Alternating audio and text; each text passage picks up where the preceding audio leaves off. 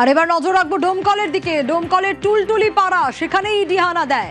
আদিলুর রহমানের শ্বশুর বাড়িতে 6 সদস্যের ইডি টিমের তল্লাশি। ঠিক কি অভিযোগ, কেন তল্লাশি, আরো বিস্তারিত এই বিষয়ে জানাতে পারবে প্রণব, রয়েছে আমার সঙ্গে। প্রণব, দেখো, আজ প্রায় 10 ঘন্টা ধরে দমকলের যে টলটলি পাড়া রয়েছে সেখানে আদিউল রহমান যে রয়েছে তারই শ্বশুর বাড়িতে ইডি 6 সদস্যের দল কিন্তু তল্লাশি চালায় এবং তাকে, আদিউল রহমানকে এবং তার পরিবারের লোকদেরকে দীর্ঘক্ষণ ধরে জেরা করেছে। এবং আদিউল রহমান হচ্ছে ওই এলাকায় তোমার শ্বশুরের বাড়িতেই থাকে। এর আগে সে লগ্নতে পুলিশের জালে ধরা পড়েছিল এবং ওখানেও বেশ কিছুদিন জেল কেটেছিল এবং মাস 6 আগে সে জামিন পেয়ে কিন্তু এখানেই আছে।